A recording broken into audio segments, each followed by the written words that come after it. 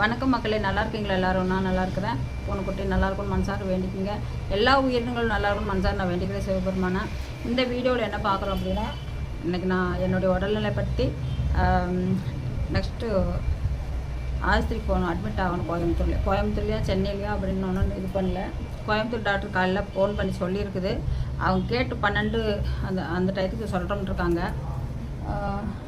பூனைக்குட்டிக்கு கொஞ்சம் அது இன்னும் ப்ராப்ளத்தில் தான் இருக்குது. ஆனால் டெய்லி ஊசி போட்டு ட்ரிப்ஸ் எதுனா பாட்டுக்கு ஒரு அளவுக்கு இருக்குது. அதனால தான் அந்த கொஞ்சம் ஏதோ சாப்பிடுது லைட்டாக, அவ்வளோதான். கொஞ்சம் முடியாமல் இருக்குது. இதயம் கொஞ்சம் அதிகமாக துடிக்க ஆரம்பிக்குது. அதனால் அதை பார்க்கணும் மெயினாக. ஒன்று, நான் அதை கூட கூட்டி போனாலும் கூட்டிகிட்டு போயிடுவேன் பூனைக்குட்டியாக. ஏன்னா இங்கே அதுக்கு செட் ஆகாது. விட்டுட்டு போனால் யார், இப்போ நான் இருந்தால் ஆஸ்பத்திரி கூட்டி போய் பார்த்துக்குவேன். அது வேலைக்கார் பண்ணுறது, அது கூட்டி போச்சுன்னா கையில் தொட விடாது. அதுக்காக சரி இருந்து அது பார்க்கலாம். இல்லை அப்படின்னா கூடவே தூக்கிட்டு போகலான்ட்டுருக்குறேன். தூக்கிட்டு போய் அங்கே நான் ரூம் எடுத்துகிறேன். ஹாஸ்பிட்டலில் ரூம் கொடுக்குறோன்னு இருக்காங்க.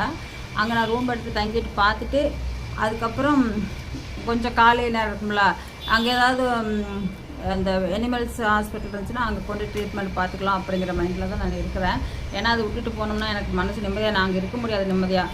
அதை நினச்சிட்டு தான் சரி போகலாம் அப்படின்னு நினச்சிட்டு இருக்கிறேன். கடவுள் என்ன இது போட்டிருக்காருன்னு தெரியல. இந்த எனக்கு ஹெல்த்து சுகர் அதிகமாக ஹெவியாக வர்றது காரணம் யூடியூப்பில் வந்ததுக்கப்புறம் தான் எனக்கு அந்த பிரச்சனையே வந்துடுச்சு. அதுக்கு முதல்ல எப்போவுமே நார்மலாக வச்சுக்கிட்டு இருப்பேன், பர்ஃபெக்டாக இருக்கும். அப்படியே டென்ஷன் கொஞ்சம் கம்மி. இந்த யூடியூப் சேனலுக்கு வந்ததுனால நிறைய டென்ஷன், ஆளுக்கு தூக்கி களை போட்டு எரிஞ்சு மைண்டை டிப்ரெஷன் பண்ணிட்டாங்க. ஓரளவுக்கு இருந்துச்சு. அதையும் தாண்டி அதிகமாக வருது. அதுதான் டாக்டர் சொன்னாங்க, அதையும் தாண்டி இன்னும் அதிகமாக வந்துருச்சு. அதை ஒன்றும் பண்ண முடியல, ஆட்டோமேட்டிக்காக போகுது. நான் என்ன பண்ண முடியும்? இருக்கிற லெவல் ரொம்ப மாறிடுச்சு. சுகர் அதிகமாக போய் ஹார்ட்டில் கொலஸ்ட்ரால், ஹார்ட்லேயே லைட்டாக டச் ஆகிருக்குது, லிவர்லேயும் டச் ஆகிருக்குது. லிவரில் கொஞ்சம் அதிகமாகவே இருக்குது. அதனால் அட்மிட் ஆகித்தான் ஆகணும். சுகர் இன்னும் பாசிட்டிவ் சுகர் குறைய மாட்டேங்குது, அது அப்படியே தான் இருக்குது. சாப்பிட்டதுக்கப்புறமும் அதே லெவலில் தான் இருக்குது. சாப்பிட்டாலும் ஏறதில்லை, சாப்பாட்டுக்கு முன்னாடி அதே தான் ஒரே கண்டிஷனில் இருக்குது. அது அட்மிட் ஆகி அது என்ன ட்ரீட்மெண்ட் எடுப்பாங்களா என்ன அப்படின்னு எனக்கு தெரியல. ஆனால் வர சொல்லியிருக்காங்க டாக்டரு. இப்படியே விட்டுக்கிட்டு இருந்தால் கொஞ்சம் கஷ்டம் அப்படின்னு தான் சொல்லியிருக்கிறாங்க. இந்த பூனைக்குட்டினால கொஞ்சம் டிலே ஆயிடுச்சு.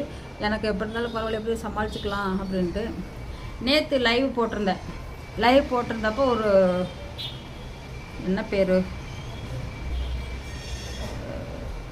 அது ஏதோ பேர் ஞாபகம் இல்லைங்க. அந்த இது அவர் கமெண்ட் போட்டா அப்படி. எங்கள் ஒரு மனுஷனுக்கு ஒருத்தர் லைவாக இருக்கட்டும் இன்னொன்னா இருக்கட்டும் கமெண்ட் போடுறப்ப சில கேள்விகள் கேட்கலாம். ஏன் உடம்பு சரியில்லையா என்ன அப்படி இப்படின்னு கேட்கலாம். நான் பிறந்த டேட்லேருந்து, நான் வளர்ந்த டேட்லேருந்து, நான் ஸ்கூலுக்கு போயிட்டு வந்ததுலேருந்து, ஸ்கூல் நிப்பாட்டுறதுலேருந்து ஒன்றும் விடாமல் நரம்பு உடம்புல எத்தனை போகுதோ அத்தனை கேள்வி கேட்குறேன். அப்படிங்க, அது அப்படி, இது இப்படி, இதை நானும் சொல்லி பார்க்குறேன். திரும்ப கேட்க ரொம்ப ஆயிடுச்சு. வரைஞ்சி தள்ளுறேன் அப்படி. அப்புறம் நான் சொன்னேன், கோயம்புத்தூரில் போய் இருக்கிறவங்க ஆஸ்பத்திரி அட்மிட் ஆகிறவங்களா, அங்கே யாருப்பா கூட, சென்னை போகலையா அவங்க பொண்ணுக்கிட்ட, அவங்க பொண்ணுக்கெல்லாம் பார்க்க மாட்டாங்களா அப்படின்னு கேட்டா. அப்படி என் பொண்ணுக்கு பார்க்குவாங்க, ஏன் பார்க்க மாட்டாங்க? நான் கோயம்புத்தூர் டாக்டர் தான் நான் பார்த்துட்டு இருக்கிறேன். நான் ஃபஸ்ட்டு இருந்த ஒரே டாக்டர் தான் நான் பார்த்துட்டு இருக்கிறேன். அப்போ அவர்கிட்ட தான் நான் போனால் தான் எனக்கு கரெக்டாக இருக்கும். என்னோட இதுக்கு என்னென்ன எழுதி கொடுத்தாரு, என்ன பண்ணார் அப்படிங்கிறது கரெக்டாக இருக்கும். நான் சென்னை போனால் வேறு டாக்டராக இருப்பாங்க. அவங்க என்ன சொல்லுவாங்க, இதென்ன இந்த டேப்லெட்டில் இப்படி எழுதி கொடுத்துருக்காங்க, இது நல்லா இல்லைன்னு இன்னொன்று எழுதி கொடுப்பாங்க. இது நமக்கு தேவையா? நாள் போய்கிட்டே இருக்கும். எப்போ நான் போய் அட்மிட் ஆனால் என்னுடைய காசு 10 பைசா செலவாகாது. சரிங்களா? எங்கள் பொண்ணுத்தே போட்டுக்குவா. ஏன் நான் போய் அதில் போய் சொல்லணும்? அவள் ஆஃபீஸில் கிளியர் பண்ணிக்குவாங்க. அதில் நான் இதுக்கெல்லாம் யார்கிட்ட காசு சிம்பத்தி கிரியேட் பண்ணி காசு கேட்குறோம், இது கேட்குறோம், அதெல்லாம் நான் பண்ணல. சூப்பர் சாட் போடுறதுனா ஒரு 20 ருபீஸ் போடுங்க யாராவது, அதுதான் நான் கேட்டேன். அதுக்கு இல்லாத கேள்வியெல்லாம் கேட்டு எப்படி பண்ணுவீங்க, செலவுக்கு என்ன பண்ணுறீங்க, பூனைக்குட்டி 3 வளர்த்துறவங்கிறீங்க, அதை என்ன பண்ணுவீங்க, எப்படி சமாளிக்கிறீங்க, உங்களுக்கு யார் காசு கொடுக்குறா? எங்கள் கம்மநாட்டி என் பிள்ளை என்னடா சொல்லட்டும். ஐயோ, என் பிள்ளை வேலையில் இருக்குடா, சாஃப்ட்வேர் இன்ஜினியர்டா. நான் எத்தனை டைம் சொல்லி நாசம் போட்டு, ஏன்னா நீங்களே கொண்டு போடுவீங்களாட்டு இருக்குதே. என்னதான் பண்ணிட்டு நானும் நீங்களே கொண்டு போடுவீங்க. சத்தியமாக சொல்கிறேன், அப்படிலாம் இது பண்ணி பேசாதீங்க. நான் உடல்நிலை எந்த அளவுக்கு பாதிச்சிருக்குன்னா உங்களாலே முக்கால்வாசி போயிடுச்சு. அந்த யூடியூப் சேனலுக்கு ஒருத்தரும் ஆளாளுக்கு ஒவ்வொன்றும் திட்டி எனக்கு ரொம்ப டென்ஷன் உண்டாக்கிட்டீங்க. அது ஒன்று தான் இப்போ எனக்கு தோணுது. எதுக்கு அப்படி போட்டு உடஞ்சி கேட்குறீங்க? என்னமோ ஆகிட்டு போகுது, என்னமோ பார்க்குறோம். நீங்கள் ஏதாவது 15 போட்டுக்கிறீங்களா? பிடிச்சா சேனலில் பாருங்கள், பிடிக்கலாம் போய்கிட்டே இருங்க. இந்த அகராதி கேள்வியில் தயவு செஞ்சு இனிமேல் யாரும் கேட்காதீங்க. எத்தனை பேர் வந்து டீசெண்டாக அம்மா நல்லா இருக்குதா, சரி ஹெல்த்தை பார்த்துக்கோங்க அப்படின்னு போயிடுறாங்க ஒரே பேச்சில். நீ ஏன்டா பிடிக்க அத்தனை கேள்வி கேட்குற? சும்மா போட்டு கடைசியில் திட்டு விட்டுனா இல்லையா? ஒருத்தரை டென்ஷன் பண்ண ஒரு அளவுக்கு தான். நீ யார் பிடிங்க என்னை வந்து கேட்கறதுக்கு? அது அப்படி இது அப்படி. நீ எந்த டயத்துக்கு பாத்ரூம் போவ, எந்த டயத்தில் படுத்துருப்ப, எந்த டயத்தில் வீடியோ போடுவேன், இதெல்லாம் உனக்கு தேவையாடா? அறிவிட்ட முண்டாம் எனக்குறான்.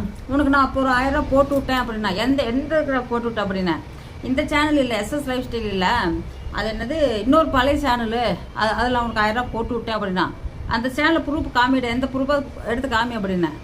அது சொல்லு அது அப்படின்னு. எந்த சேனல் அது சொல்ல மாட்டேங்கிற, ரிப்ளை கொடுக்க மாட்டேங்கிறான். போட்டானாம்மா எனக்கு எங்கள் மானிட்டேஷன் இப்போ இது ஒரு சேனல் தான் இருக்குது, பழைய சேனல் எந்த சேனலுமே எனக்கு இல்லை.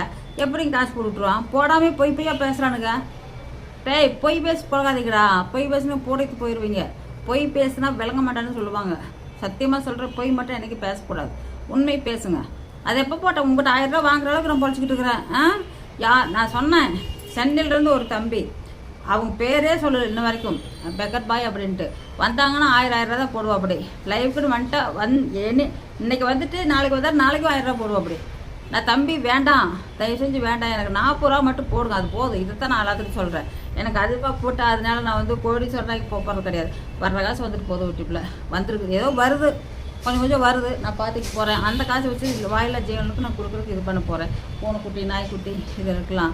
ஏன் போட்டு இப்படி இது பண்ணுறீங்க? எனக்கு ஒன்றுமே புரிய மாட்டேங்குது. வேறு வேலையே இல்லையா? நான் லைவ் போட்டேன், இது கேட்கலாம்னே வந்து நோண்டி நான் நைட்டு தூக்கமே வரல. எனக்கு தூக்கம் வராதால் நான் கேட்டு லைவுக்கு இது போட்டுட்டு கிடந்தேன். அதுக்கு அத்தான கேள்வி கேட்குறான். என்ன நினச்சிட்டு கேட்ட நீ அத்தனை கேள்வி? ஏண்டா உன்னை வந்து கேட்ட நீ கம்மிட்டு இருப்பியா? நீ கல்யாணம் முடிச்சியா? நீ எந்த ஊரு?